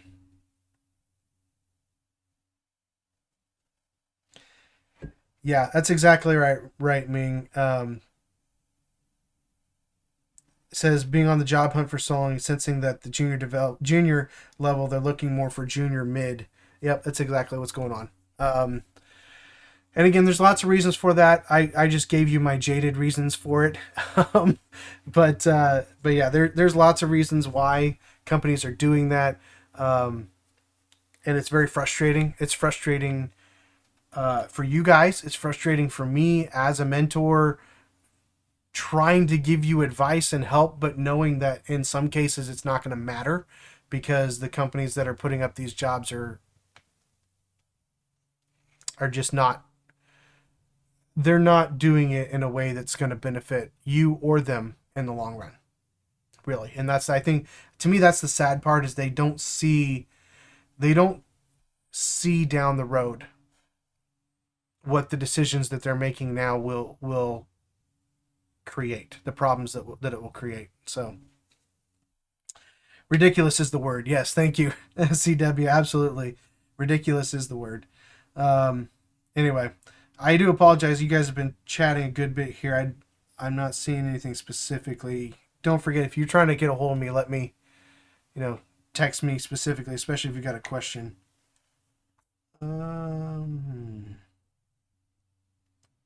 Trying to see if there's anything for me. Yeah, Mel says Prime seems to like PHP. He does more recently. So there's another guy who spoke at Laracon last year called Aaron Francis. Check out his YouTube channel as well. So Aaron Francis, he's actually kind of the catalyst that got me to finally start my YouTube channel. I'd been thinking about it for a while. I've been doing like posts on LinkedIn and things like that, but basically the basic point of his talk is people want what you know. So I was like, okay, well, if that's true, we'll try it. So here I am. Thank you, Aaron Francis. But he had a video not too long ago about the fact that PHP is cool again. I forget the actual title of it, but or that it's good again or something like that. And Prime actually reviewed that video and was like, I guess I'll have to start learning PHP again. So I don't remember how long. That wasn't that long ago. So I think he definitely went away from it for a while, but I think he's at least has a better opinion of it now. So let's see. Yeah, that feedback being is annoying. Like it's like finally somebody gave you feedback, and then the feedback they give you is trash. Like that's almost worse than not getting any feedback at all. Getting trash feedback is that's bad. That's just really unfortunate. So I'm sorry that you had to go through that. I'm sorry that that's the kind of companies that are out there right now. But it's just something to look for. Look at what's required on the job listings, right? Look at what's required on the job listings, and then look at what they're offering. Again, I'm kind of jumping into some content that you're gonna hear this again, but so I looked at a bunch of job listings recently, and probably 500 or more, and very, very few had any mention, and this is for junior developers, right? Very few had any mention of mentoring, any mention of career growth, career progression. Now, obviously, this is something you can ask in interviews, but like there were a couple of companies that actually had some statement. It wasn't verbose by any stretch of the imagination, but some statement specifically about career progression, career growth, learning, mentoring, things like that. And I don't know, I don't remember off the top of my head who they were, but like that's the type of thing that you're looking for. I mean, you really want a company that's going to give you that type of information in their job posting, because if they're willing to put that in the job post, then they're probably much more proactive about it in real life, hopefully. Again, you can talk to them in an interview if you can get an interview about what that actually looks like in real life. But that's the type of stuff that you want to see for a junior developer post. if you see just a whole list of things that they want you to be able to do when you come in, man, there's so many posts, so many job posts out there like that. It's just like you can just tell, like they're looking for somebody to come in right away and make an impact. That's not what a junior dev does. All right, you don't hire a junior dev to come in and make an impact. If that's part of your junior dev role description, then you don't understand what a junior dev is. All right, I'm gonna back down. I need to take a drink. You guys are riling me up. Stop riling me up. All right. What else? What other questions or concerns or things do you want to discuss here? We got a few more minutes. It's just now noon. I'll hang on for a couple more minutes if anybody has anything specific.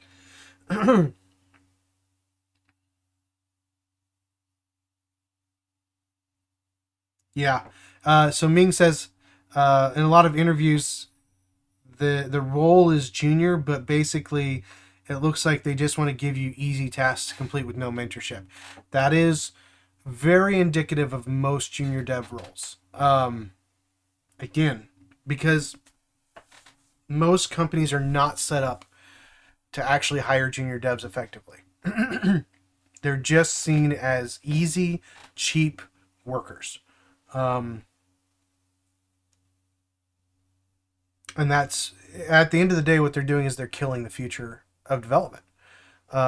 Because when you hire junior developers and you give them easy tasks that don't cause them to grow and learn, and you don't give them mentoring, um, you create a junior developer that doesn't have skill sets that help your company. You create a junior developer that gets frustrated because when they do work on anything that's difficult, they don't have the help. And basically, what you're going to end up with is a developer who most likely will stop being a developer. Um, Hundreds, if not thousands, of junior devs quit probably every month. Either because they can't get a job and they just assume that they can't do the work, which is not necessarily true, or they get a job and they get a job like that where they're given meaningless tasks, they're given easy work, they're not given mentoring, there is no career progression, there's no plan to help them grow their skill set and help the company, um, and they get disillusioned. They get disillusioned by about what it means to be a developer, and many give up, um, and that's sad. But part of that is because they don't know what they're getting into. So I put that on the trainers. I put that on the devs for not digging and learning more about what it's probably going to look like. But a lot of that's on the company. And a company that says they hire junior devs but doesn't give them what they need to succeed is, in my opinion, a bad company. So let's see. Yeah, exactly. CW. If your seniors invest in you, if your seniors expect results but they don't invest in you, you need to find a better place. Absolutely, absolutely agree. Uh, learning to work independently on personal projects and ask for help when I'm stuck from my dev friends. Yep. I mean, it's interesting, but I actually talked to a junior dev not that long ago, and he was telling me uh, he's just asking for some advice in his current situation. And what I said was I would look into, in his specific situation, I would look into trying to find businesses, local businesses, who need some sort of application to make their lives easier. Doesn't have to be massive, but something to make some aspect of their business and of their life easier in running their business. Um, and if it's something simple, build it on the side and then try to sell it to them.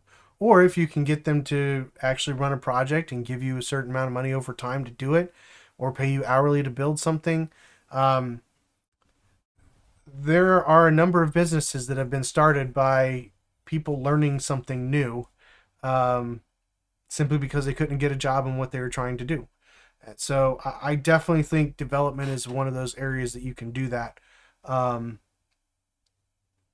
you have to network, right? You have to get in contact with the right people. You have to get in contact with business owners or managers or people who can make those decisions, who can actually talk about the pain points of their business, things like that. So I think it's definitely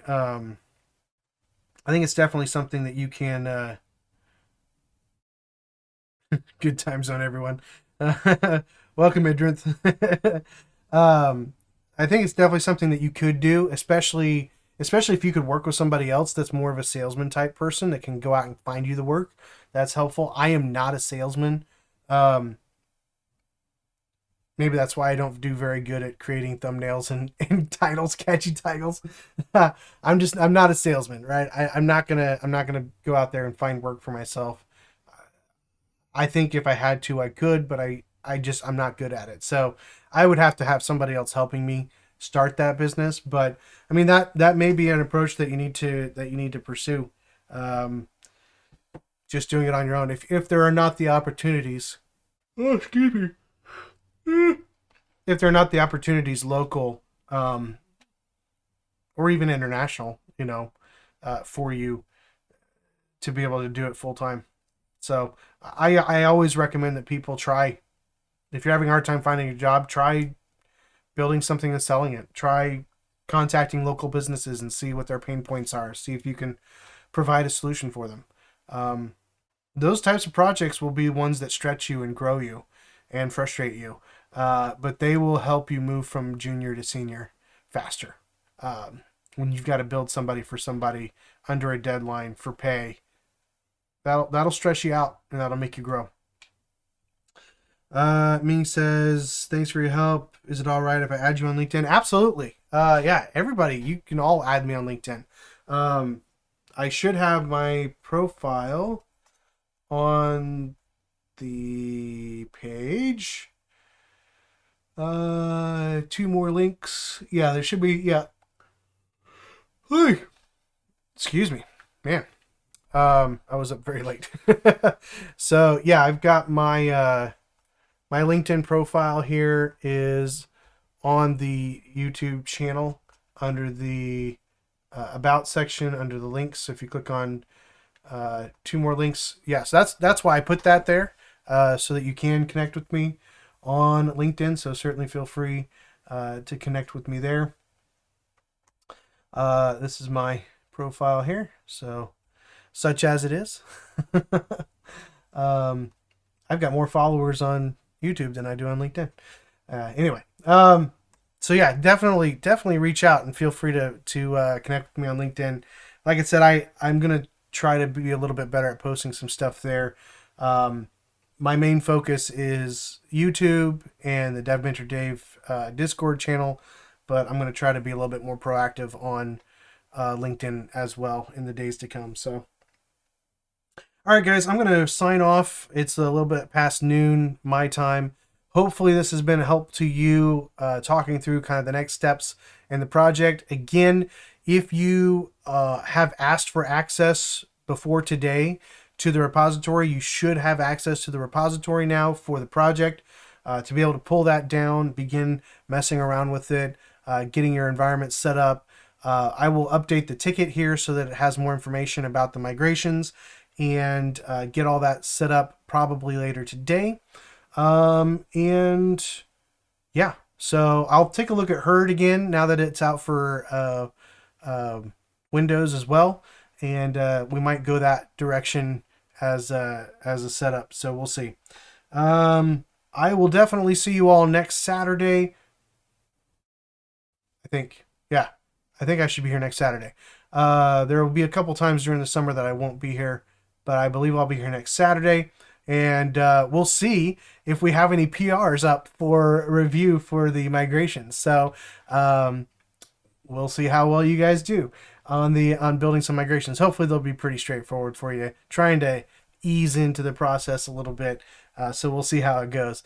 But thanks for hanging out with me today. We'll see you guys next week. We'll take a look a little bit more at databases and interacting with them with Laravel and with the code and with the command line. So command line and code, lots of fun stuff.